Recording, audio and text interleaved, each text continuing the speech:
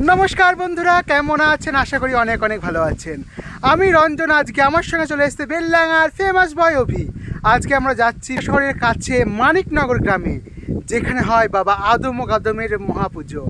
আদম ও গাদমকে দেবাদিদেব ভোলে মহেশ্বর শিবাবতার রূপে পুজো করা হয়ে থাকে। আজকে ভিডিওতে সম্পূর্ণ রূপে তোমাদের বলবো আদম ও গাদমের কাহিনী কীভাবে যাবার সমস্ত কিছু আজকে ভিডিওতে বলবো। তার সঙ্গে গ্রামের মধ্যে দিয়ে খুব সুন্দর পরিবেশে যেতে হয় আদম ও গাদমের মন্দিরে। বেলডাঙ্গা শহর থেকে ভাদুর গ্রাম হয়ে যেতে পারো তোমরা মানিকনগরে এবং সেখানে দর্শন করতে পারো আদম ও গাদম বাবার। এছাড়াও তোমরা কালীতলা হয়ে যেতে পারো আদম গাদমে বা সারগাছি দিয়েও আসার ব্যবস্থা আছে। বেলডাঙ্গা বিশুরপুকুর হয়ে যাওয়া যায় আদম গাদম বাবার মন্দিরে। মানিকনগর হচ্ছে বেলডাঙ্গার একদম ভিতরের একটি গ্রাম, যে গ্রামে রমরমা হচ্ছে বাবা আদম ও গাদমকে কেন্দ্র করে। সে কাহিনী তোমাদের বলবো। বৈশাখ মাসের পয়লা বৈশাখ বাবা আদম ও গাদম উঠে, আবার বৈশাখ মাসের দ্বিতীয় বা প্রথম মঙ্গলবার যেদিন একটু দূরে হয়, অর্থাৎ ধরো সোমবার পয়লা বৈশাখ হলো, তাহলে তার পরের মঙ্গলবার বাবা আদম ও গাদম আবার উঠে পুজো পেয়ে ভক্তদের মধ্যে উল্টো আদমের মাধ্যমে আবার তার নিজের জায়গায় ফিরে যাবে। শুরু করা যাক আজকের ভিডিও। আর আজকে ভালো লাগলে কী করতে হবে? লাইক, শেয়ার, কমেন্ট এবং সাবস্ক্রাইব। শুরু করা যাক। মানিকনগর যাওয়ার গ্রামের রাস্তা খুবই সুন্দর। দুপাশে চাষের জমি এবং মাঝখান থেকে রাস্তা এবং বৃক্ষে দ্বারা সম্পূর্ণ রাস্তা পরিবৃত। এই রাস্তা দিয়ে যেতে সত্যি খুব ভালো লাগে। এই সুন্দর রাস্তা দিয়ে আমরা গরমের মধ্যেও শীতলতা অনুভব করতে করতে যেতে লাগলাম বাবা আদম ও গাদমের মন্দিরে, অর্থাৎ মানিকনগর গ্রামে। আমরা এসে উপস্থিত হয়েছি মানিকনগর গ্রামে বাবা আদম ও বাবা গাদমের মন্দিরে। দেখতে পাচ্ছি এখন প্রায় বাজে দুপুর 2:30 থেকে 3টে। এখনও ভক্ত সমাগম হয়েছে বাবার মন্দিরে বাবাকে জল নিবেদন করার জন্য।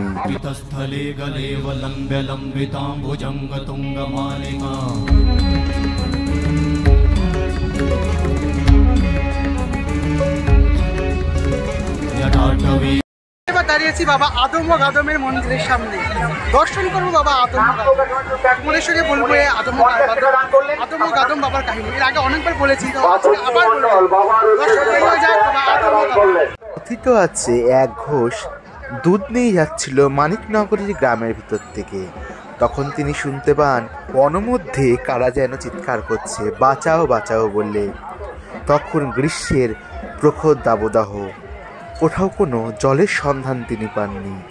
ঘোষের কাছে ছিল দুধ, সেই দুধ দিয়ে সেই আগুন তিনি নেভান। পরবর্তীকালে দেখা যায় সেই মানুষ তারা নন, তারা দুটি গাছ, এবং তারা পরবর্তীকালে ঘোষকে স্বপ্ন দেন যে আমি শিবাবতার শিবরূপে বাবা আদম ও গাদম এইখানে তোমার পরীক্ষা নিচ্ছিলাম, এবং ওইখানে প্রত্যেক বছর পয়লা বৈশাখ উঠবে এবং পুজো হবে, এবং বৈশাখ মাসের প্রথম বা দ্বিতীয় মঙ্গলবার একটা নির্দিষ্ট দিনে পুজো হবে, এবং প্রথম দুধটা বা প্রথম জল ঢালার অধিকার পাবে সেই ঘোষের পরিবারের মানুষরাই। এখনও সেই নিয়মে বিদ্যমান। বেলডাঙ্গা ঘোষপাড়ায় সেই ঘোষরা এখনও আগে গিয়ে বাবা আদম ও গাদমকে পুজো করেন। তারপরে সর্বসাধারণ মানুষ বাবা আদম ও গাদমকে জল ঢালার সুযোগ পান। এই হচ্ছে বাবা আদম ও গাদমের কাহিনী। মোটা ও বড় গাছটা হচ্ছে বাবা আদম, রোগা ও ছোট গাছটা হচ্ছে বাবা গাদম।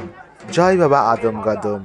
বেলডাঙ্গার মানুষ শিবরূপে পুজো করে থাকেন আদম ও গাদম বাবাকে। গঙ্গা থেকে খালি পায়ে জল নিয়ে এসে বাবা আদম ও গাদমকে স্নান করায়। আমরা এখন সেই দৃশ্যই তোমাদের সামনে তুলে ধরার চেষ্টা করছি।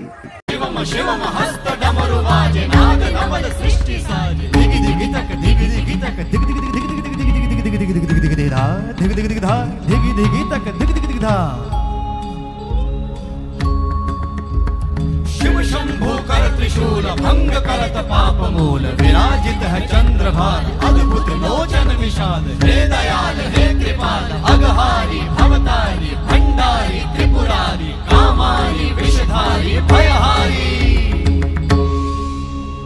तिट तिट तिट धाति धा त्रिगढ़ धा घड़ान तिट ग। এই সেই পুকুর, যে পুকুরে সারা বছর বাবা আদম ও গাদম নিমজ্জিত থাকে। পয়লা বৈশাখ বাবাকে তোলা হয়, আবার বৈশাখ মাসের প্রথম বা দ্বিতীয় মঙ্গলবার বাবাকে তুলে এনে পুজো দেওয়া হয়। দেখে নিচ্ছি সেই পুকুর যেখানে বাবা সারা বছর থাকে।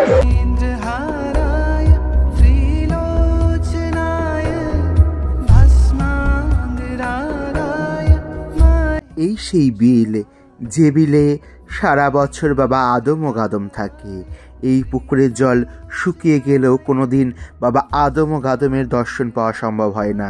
শুধুমাত্র বছরের 2 দিনই বাবা আদম গাদম এইখানে এসে বেলডাঙ্গার মানুষকে তথা বাইরে থেকে যারা এখানে আসে বাবার দর্শন করতে, প্রত্যেককে দুহাত ভরে আশীর্বাদ দিতে জনসমক্ষে আসেন।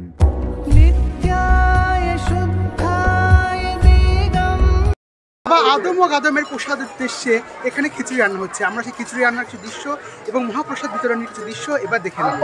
প্রসাদ খেয়ে নিয়েছি, আচ্ছা ঠিক আছে।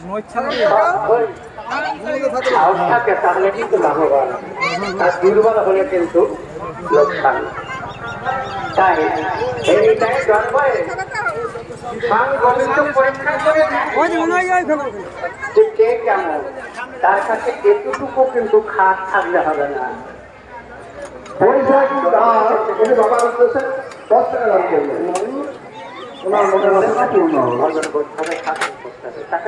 তোমরা দেখতে পাচ্ছ বাবা আদম ও গাদমের পুজোর উপলক্ষে এখানে মহাপ্রসাদ রন্ধন হয়েছে এবং তা ভক্তদের মাঝে বিলিয়ে দেওয়া হয়েছে। সেই দৃশ্য তোমাদের তুলে ধরছি। এক সত্যি অপূর্ব দৃশ্য। ধনী গরিব, উচ্চ নীচ সমস্ত ভেদাভেদ বলে আজ একসঙ্গে বাবার নামে জয়ধ্বনি দিয়ে প্রসাদ গ্রহণের ক্ষণ এখন বড়ই আনন্দের, বড়ই চমৎকৃত। আমরা এবার দেখে নেব বাবা আদম ও গাদম পুজো উপলক্ষে যে মেলা বসছিল, সেই মেলার অন্তিম দিন আজ। সেই মেলা এবার দেখে নেব।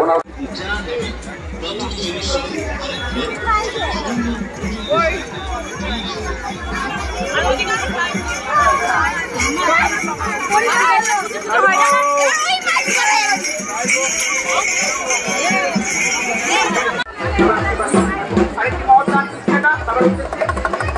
এবং আরেকটি সুন্দর দান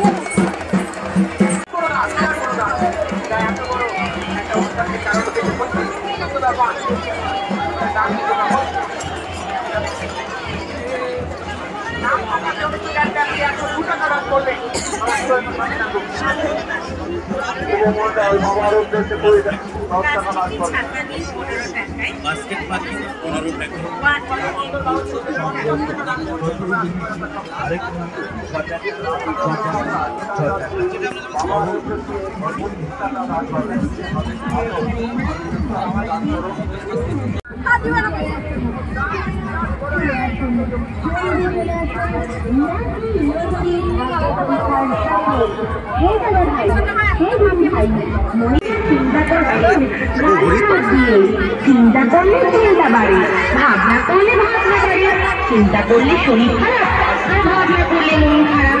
তাই তো বলি চিন্তা ভাবনা দূরে সরিয়ে রেখে এইক্ষুনি চলে আসুন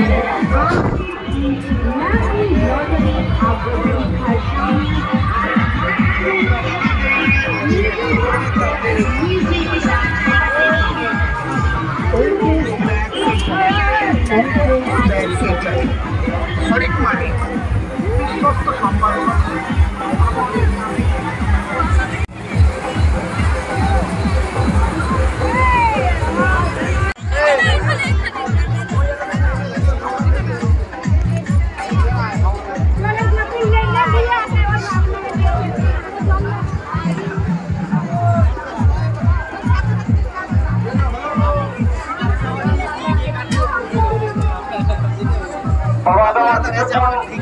ওনার মন্দিরে থাকবেন, তারপরে উনি নির্দিষ্ট গন্তব্যস্থলে পৌঁছে যাবেন, নিজের ঘরে যাবেন।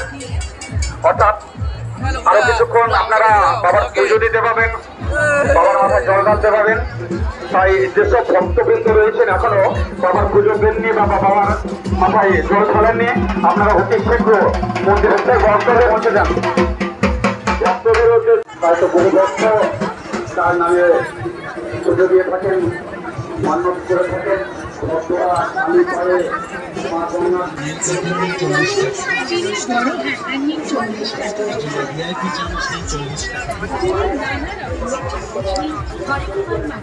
40 টাকা, 40 টাকা। 40 টাকা।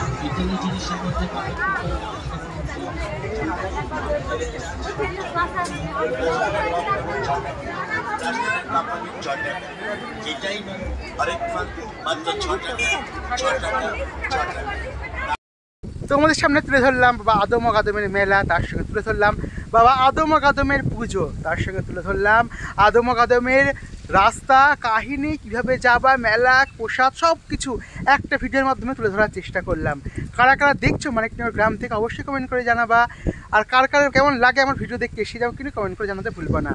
কে কোন ভিডিও দেখতে চাইছো সেটাও কিন্তু কমেন্ট করে জানিয়ে আমি চেষ্টা করবো তোমাদের সেই কথা রাখার। কেমন লাগলো যে ভিডিও অবশ্যই কমেন্ট করে জানাবা। আজ ভিডিও ভালো লাগলে লাইক, শেয়ার, কমেন্ট এবং সাবস্ক্রাইব করতে ভুলো না। দেখা হচ্ছে খুব তাড়াতাড়ি অন্য কোনো পর্বে, অন্য কোথাও, অন্য কোনো দিন। ভালো থাকবো ততদিনের জন্য। ধন্যবাদ ভিডিও শেষ পর্যন্ত সঙ্গে থাকার জন্য। নমস্কার।